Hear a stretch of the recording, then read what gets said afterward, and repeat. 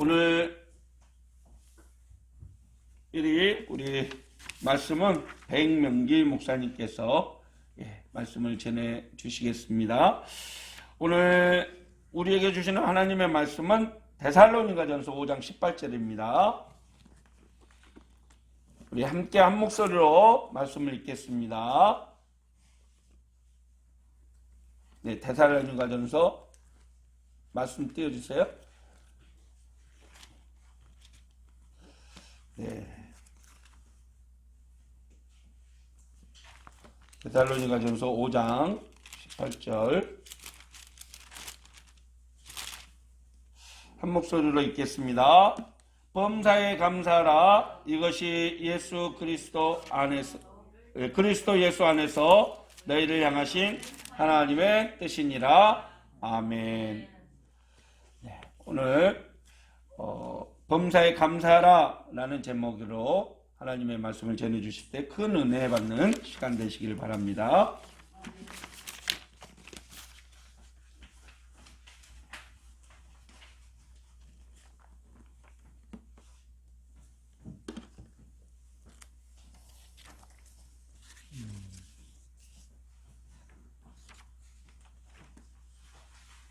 여러분 반갑습니다. 사랑교회 교회 여러분, 또 오늘 새로 오신 성도님, 하나님의 은혜가 여러분과 저와 같이 있기를 바랍니다. 사실은 오늘 오면서요, 제가 정 목사님 부탁이라서 차마 요청을 거절하지 못해서 왔어요. 마음이 너무 무거워서 발걸음도 무거워지더군요. 하지만 또 와서 예배하면서 또 제가 기대하지 못했던 하나님의 은혜와 위로를 받습니다. 각설하고 말씀 증거하겠습니다. 우리 다 같이 한번 기도하고 말씀 나누죠. 하나님 우리 아버지, 이 시간 주의 손에 붙들려 주의 말씀을 들고 이 귀한 말씀으로 은혜 받고자 하오니 전하는 자나 받는 자가 마음이 열려져 하나님께서 베푸신 은혜로 하나님 베풀어 주신 많은 것들을 우리가 깨닫고 감사할 수 있는 시간 되게 하시옵소서. 그저 부족한 종의 연약함이 하나님의 영광을 드러내는 도구로만 사용하시옵소서. 예수님 이름으로 기도합니다. 아멘. 저와 여러분 모두가 요즘에 많이 힘든 시기를 지나가고 있을 것이라고 생각합니다. 여러분 어떻게 날마다 행복하시고 즐거우십니까? 아닙니까? 저는 많이 힘들어요.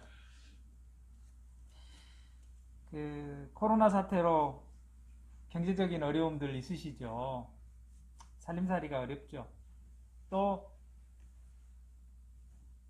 코로나 사태의 어려움 중에 하나가 우리 그리스도인으로서는 교회가 또 교인들이 세상으로부터 외면받을 뿐만 아니라 조롱거리가 되는 것 같아서 늘 마음이 아파요. 참 슬프다고 생각합니다. 거짓 그리스도와 거짓 대언자들이, 선지자들이 일어나서 많은 사람들을 속이고 있어요. 그럼에도 불구하고 저는 오늘 성경 말씀 데살로니가전서 5장 말씀으로 특별히 15절로부터 18절까지의 말씀을 가지고 여러분들에게 권면하고 싶습니다. 여러분 오늘 말씀 보시면 15절의 말씀 보시면요 이렇습니다.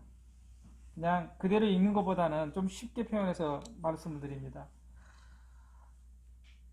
여러분은 주의하여, 삼가라는 말이 주의하여 그런 말이거든요. 어떤 사람도 악을 악으로 갚지 말고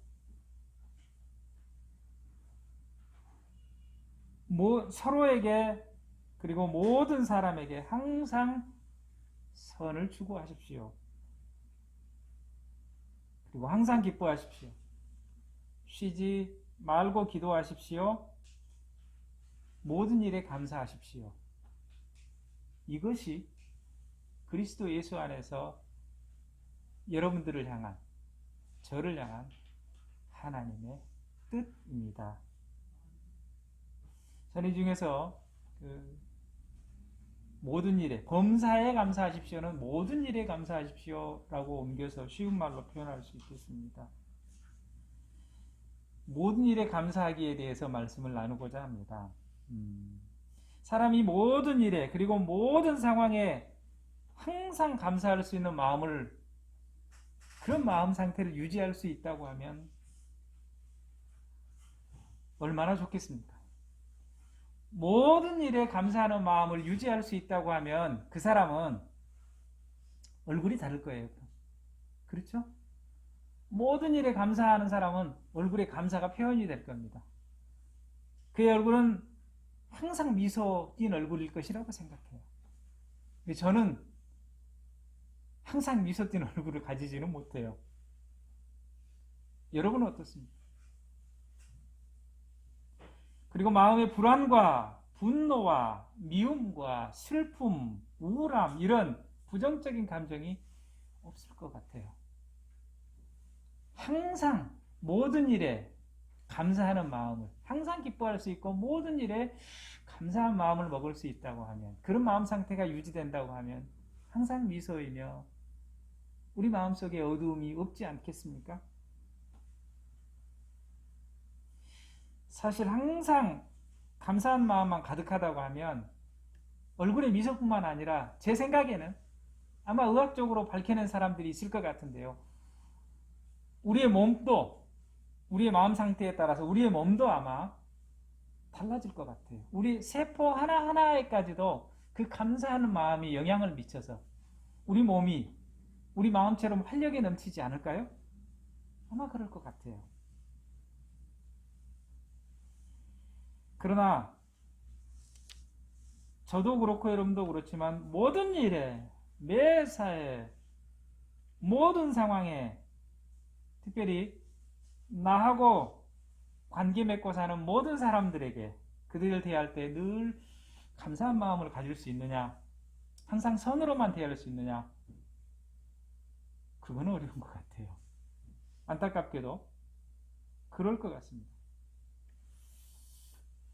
기뻐하십시오 말에는 그런 말이 있는데요, 여러분,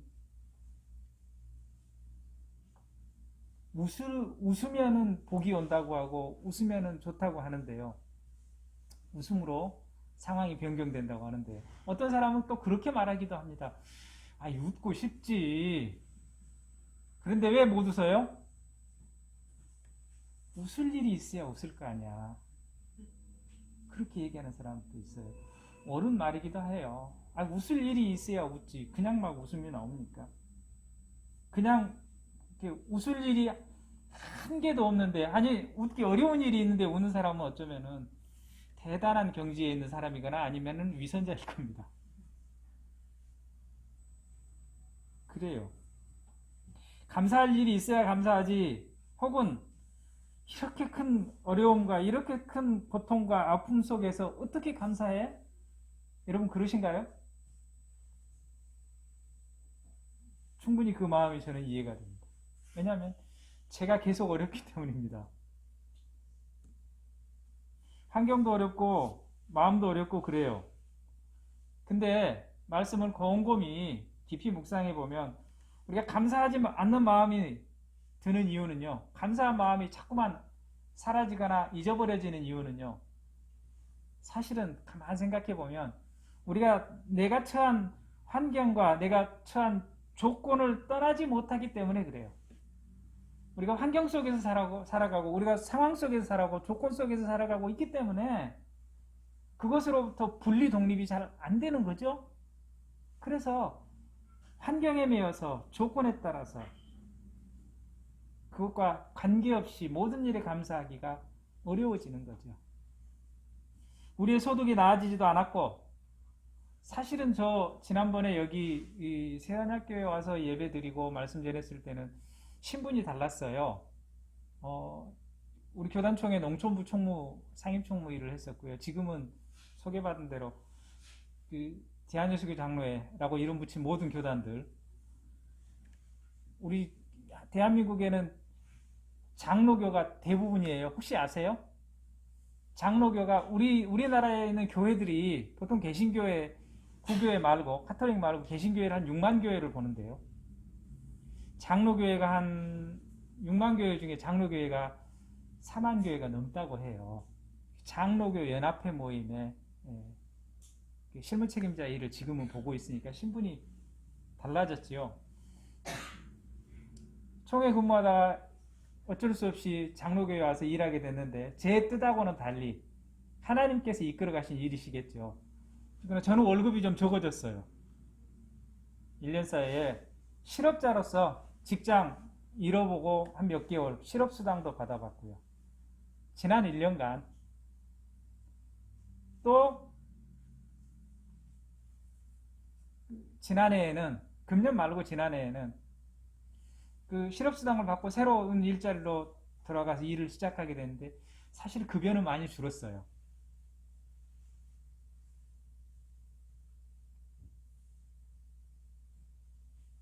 저뿐만 아니라 여러분들도 벌이가 신통치 않아 소득이 나아지지도 않고 혹은 자녀들이 취직하지 못하고 혹은 가족들이 승진하지 못하고 학교에 합격하지 못하고 일자리를 잃거나 건강을 잃거나 내가 원하고 바라던 소망하는 것이 이루어지지 않았는데 그런 상황 속에서도 진짜로 마음속으로부터 우러나오는 감사의 상태가 유지가 되어질 수 있을까요? 쉽지 않은 일이죠. 그래서 오늘 성경의 말씀은 감사를 명령형으로 감사하라 권유하는 형으로 말씀하고 있다고 생각합니다. 내가 원하는 것이 이루어지지 않았는데도 고마운 마음이 드는가? 뭔가 나아지고 좋아지고 상승하고 바라는 것이 이루어지고 비교적 나아질 때 감사할 만한 조건이 있을 때 감사하는 그런 정도의 수준의 감사는 그런 정도의 수준의 감사를 택할 때 감사를 향할 때 어떤 사람들은 감사할 것이 있으면 감사, 그렇죠?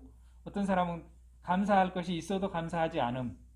또 어떤 사람들은 감사할 것이 없음에도 감사라고 한다고 하면 우리 수준은 평소에는 그런 것 같죠. 감사할 것이 있을 때 감사하면 다행.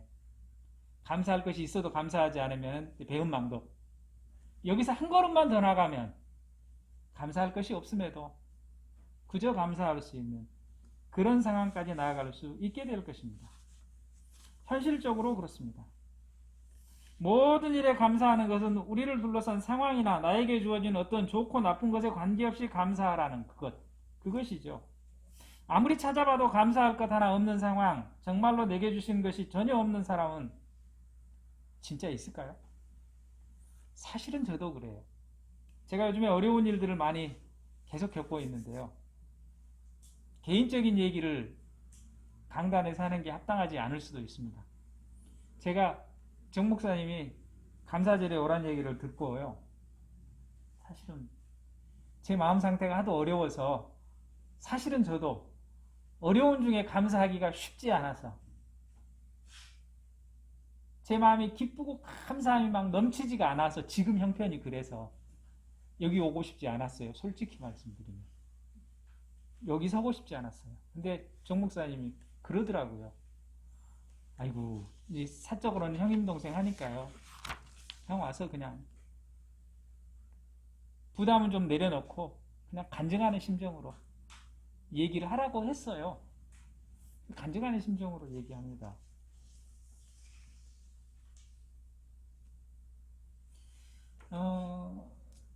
저는 농촌교회 목회를 오래 했었어요. 교회 한 15년, 17년 정도 교회 목회를 착실히 잘하다가 뭐 중간에 다른 데 갔다 오기도 했지만 한 교회에서 위임 목사로 한 10년 목회를 했는데요.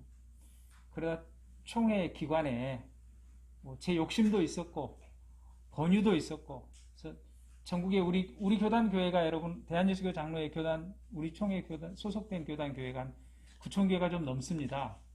그 중에 농촌교회가 한 3,000교회 되고요. 농촌교회로 구분하는 교회가. 농촌의 현실에 대해서 저는 학생 때부터 큰 비전을 갖고 있었거든요. 농촌교회 가야 된다. 이런 생각 가지고 농촌교회에서 계속 목회를 하고 있었고 여러 가지 경험을 했었는데요. 교단본부에 농촌부가 없었다가 생겨나니까 총회 경험도 있고 현장에서도 목회를 충실히 하고 있는 네가 한번 가보라는 주변의 권유, 제 마음속에 또 다른 변화를 가져보고 싶은 마음, 이런 욕심 때문에 총회 농촌부 실무 책임자로 오게 됐지 않았습니까? 오게 되는 과정 참 어려웠습니다. 어쨌거나 오고 나서 제가 아마 7월 8월부터인가 근무를 시작했는데요. 지금서부터 6년 전, 7년 전 얘기네요. 횟수로는 이제 7년 되어지는 얘기인데요. 갑자기 제가 그때는 시골에서 지방에서 매주 여기 와서 주말 부부로 따로 떨어져 지냈어요. 아이들이 서울로 올라오는 것을 반대하는 아이가 있어서 고등학교 예민한 시절이고 그래서 아이들 놓고 저만 서울에서 살았거든요. 주말에는 내려가서 교회 가고 아이들 만나고. 월요일에 출근해 사무실에 일하는데 전화 왔어요. 어젯밤에 많이 좀 몸이 이상하고 그래서 제 처가 병원에를 갔었는데요. 그 시골에 몇 년 전에 이태 전에 MRI가 들어온 시설을 새로 시작한 시설을 갖춘 병원이 하나 있었는데 밤새 자다가 조금 토하고 계속 미식거리고 머리 아프고 그래서 병원 갔는데요. 뇌에 암이 있었어요. 요만한 게 생겼다고 서울에 큰 병원에를 가라고 의사가 시골 의사니까 이렇게 병원을 연결해 주는데 제가 종로에서 일하거든요. 서울대병원에 이틀 뒤에 예약을 잡아서 가서 진짜로 이제 검사 결과 가지고 새로 검사를 했더니 뇌에 종양이 있습니다. 악성 종양이. 우리 멀쩡하게 그런 거 없이 살았었는데 어느 날 갑자기 종양이 생겼어요. 그리고 급히 수술해야 된다고 해서 일정 잡아서 한 달 후에 수술을 했는데요. 수술하고 나니까 수술하기 전에 의사가 그렇더라고요. 이 수술하게 되면 우리가 뇌가 온 몸을 관장하는 것 아닙니까? 몸의 한 곳이 지장이 올 건데 손을 못 쓸 거래요. 다리도 좀 불편하고 손을 못 쓸 거라고요. 뇌를 요만큼 띄어냈거든요. 손을 못 쓰고 다리를 못 쓰고 어느 날 갑자기 그래서 장애인이 됐어요. 이게 나아지는 병이 아니어서 계속 병이 진척이 돼서 작년 이맘때 5년 만에 재발이 돼서 또 뇌를 한쪽을 또 띄어냈습니다. 그리고 나서 눈이 절반이 또 안 보이죠. 지금은 휠체어에 앉아서 삽니다. 지금은 24시간 누군가가 돕지 않으면 생활하기가 어려운 상황입니다. 나름대로 목회에 대한 꿈을 가지고 있었고 주께서 베푸신 하나님의 일에 대한 열정도 있었고요. 총회에서 저희는 이제 임명직이어서 임기가 있어서 5년 채우고 물러나면서 목회 자리를 알아보는데 갈 데가 없어요. 아내는 아프죠. 나이는 들어가죠. 저를 오라는 데가 없어서 참 고생했습니다. 아까 말씀드렸던 것처럼 실직자 생활도 했어요.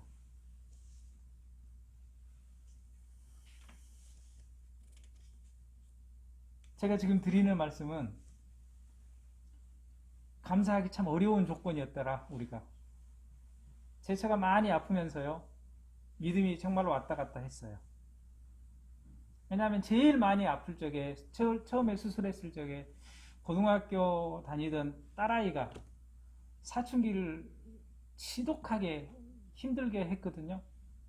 그 전부터 그냥 여러 가지 말씀 피우더니 결국에 엄마 병원에 아파 누워있는데 그때 가출하기 시작하고 그때부터 얼마나 속을 쓰겠는가 몰라요. 본인도 인정하죠. 거의 끊고 살다시피 했었는데요.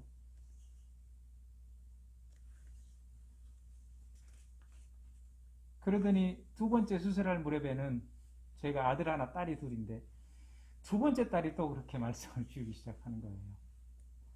아, 너무 어려웠습니다. 제가 참 어려웠겠죠? 그런 상황에서 일상적인 감사가 평안히 마음에 있었을까요? 여러분 같았으면 어떻겠을 것 같습니까? 아, 그렇죠. 성경의 말씀 하박국의 노래에는 하박서 3장에 그런 말씀 있죠. 우리 아는 대로 3장 17절로 18절에 무화과 잎이 무성하지 못하고, 무화과 잎이 무성하지 못하면 무화과 열매가 있겠습니까? 소출이 부족해지지 않겠습니까? 포도 열매가, 여기 오늘 포도나무 얘기하시던데 포도 열매가 없어요. 농사를 한 해 지었는데. 또 감람나무에 소출이 없어서 열매를 딸 수 없어요. 밭에는 먹을 것이 없고 동물들을 키우는데 동물들이 다 죽어 없어지고 외양간에 소도 한 마리 없고. 그렇지만 하박국은 나는 여호와를 인하여 감사하겠다 라고 노래합니다.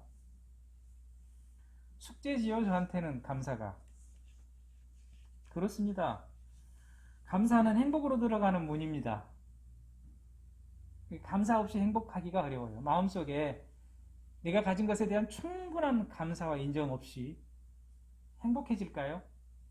그렇지는 않을 겁니다. 이와 같은 하박국의 노래에 담긴 역설을 우리는 날마다 경험합니다. 저뿐만 아니라 여러분들도 비슷한 경험을 늘 할 거라고 생각합니다. 우리 마음이 늘 모든 것에 감사하지 못한다고 하는 것은 하박국과 같은 처지일지 모른다고 저는 생각해요. 감사는요, 행복으로 들어가는 문인데 그 문에 함부로 쉽게 들어가지 못하는 이유가 그런 것 아니겠습니까? 최근에 저는 제 처가 쓴 여러분들 카카오톡 하면은 프로필에 이런저런 자기 마음 상태창들의 글을 남기잖아요. 보면서 이런저런 마음속에 깨달음이 있습니다. 이만큼이라도 감사, 제목이 감사예요. 어디서 옮겨온 글이겠죠. 이만큼이라도 남겨주셨으니 얼마나 좋은가. 지금이라도 다시 시작할 수 있으니 얼마나 더 좋은가 라고 쓰여 있어요. 사실 별로 남은 게 없거든요. 그렇게 쓸 수 있다고 하는 것이죠. 가끔 저희는 그런 생각을 늘 해봐요. 우리를 향한 하나님의 뜻은 무엇일까? 하나님께서 내 인생을 이렇게 인도해 가신 이 길을 보면서 정말 하나님의 뜻일까? 내가 지금 이 자리에 서 있는 것이? 제 처를 보면 지금 저렇게 죽어가는 것이 하나님의 뜻일까? 그런 생각하게 됩니다. 로마서 12장 2절에 너희는 이 세대를 본받지 말고 오직 마음을 새롭게 함으로 변화를 받아 하나님의 선하시고 기뻐하시고 온전하신 뜻이 무엇인지 분별하도록 하라 라고 말씀하고 계시는데요. 우리가 이 세대를 많이 본받지 않고 살았던 것 같은데 우리에게 주어진 것은 별로 감사할 것이 없어 보입니다. 지금 우리가 당한 일이 하나님의 선하시고 온전하시고 기쁘신 뜻이 실현되어지는 과정이라고 지금 당장은 보기도 어려운 것 같아요. 제 아내의 상태장에는 요즘 이렇게 쓰여 있어요. 기도는 하나님의 마음이 아니라 내 마음을 바꾸는 과정이다. 하나님을 설득하는 것이 아니라 하나님의 사랑과 하나님의 지혜에 내가 설득당하는 것이다. 그렇게 써져 있어요. 저는 이렇게 생각합니다. 저는 제 상태장에는 뭐 한자로 뭐 길게 써놨는데요. 간단히 풀이하면 믿음은 수용하는 것이다. 받아들이는 것이다. 그렇게 생각해요. 오늘날 삶이 되게 버겁습니다. 내게 주어진 조건들이 어렵습니다. 그렇지만 그것마저도 받아들이는 그것이 은혜가 아닐까. 그렇게 생각하고 그것이 믿음이 단계가 깊어지는 것이 아닐까. 그렇게 생각해요. 앞에 말씀드렸죠. 감사할 만한 일이 생겼는데 감사하는 신앙, 감사할 만한 일이 있음에도 감사하지 않는 신앙, 그건 아마 감사에 대한 눈이 열리지 않아서 그렇겠죠. 우리가 그런 실수 많이 합니다. 이게 감사한 줄 모르니까 감사하지 않는 거죠. 더 깊어진 신앙은 감사할 것 같아 보이지 않는 상황, 그 상황 속에서 감사할 것을 발견해내는 눈이요. 그 상황 속에서 그 상황이 내가 받아들임으로 말미암아 거기 심히 깊은 하나님의 지혜와 사랑과 은혜가 있을 것으로 믿고 순종할 수 있는 받아들임, 그런 것들이 더 깊은 믿음의 단계로 가는 길 아닐까 생각해 봅니다. 조금 추수감사절에 기쁜 말씀이 아니라 어둡고 무거운 말씀을 드려서 죄송합니다. 이게 우리 현실이 아닐까요? 지금 우리가 힘든 시기를 지나가고 있습니다. 저뿐만 아니라 여러분들도 그럴 겁니다. 서두에 말씀드린 것처럼 경제적으로 코로나19의 사회적인 상황이 우리의 사람들과의 관계가 우리를 끊임없이 힘들게 하고 어렵게 하고 우리 속에서 기쁨과 감사의 마음을 없어져 가게 할지 모릅니다. 그럼에도 불구하고 저는 오늘 성경의 말씀, 데살로니가 전서의 말씀을 가지고 여러분들에게 권하며 제 스스로에게 권합니다. 주의하여 어떤 사람도 악으로 갚지 말고 서로에게와 나 자신 또 나와 함께 있는 나와 관계되어지는 서로에게와도 또 모든 사람에게도 어떤 사람에게도 항상 선을 추구하십시오. 그리고 항상 기뻐하시며 더 깊은 기도의 단계로 들어가기를 힘쓰시고 그리고 모든 일에 감사할 수 있기 바랍니다. 그러면 얼굴에 미소를 잃지 않게 될 것이며 마음속에 온갖 종류의 불안과 불만과 슬픔이 사라져갈 것입니다. 사실 항상 감사한 마음이 가득하다고 하면 우리는 몸도 마음도 주님 닮은 사람들 되어질 것입니다. 기도하겠습니다.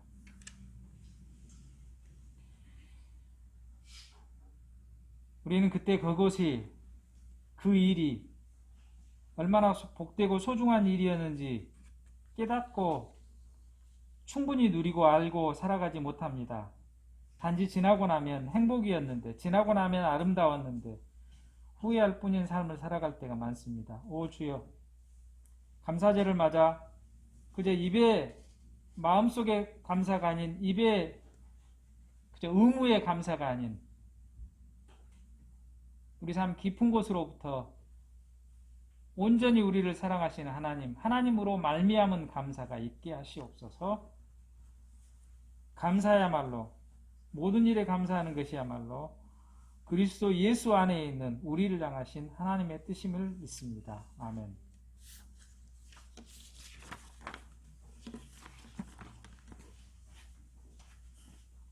사랑하는 교우 여러분, 하나님은 언제나 우리와 함께 하십니다. 어려운 환경 가운데 좌절하고 실망할 때도 하나님은 우리를 반드시 도우십니다. 모든 일에 감사함으로 하나님 앞에 나아가십시오. 반드시 여러분의 길을 하나님께서 인도해 주실 것입니다.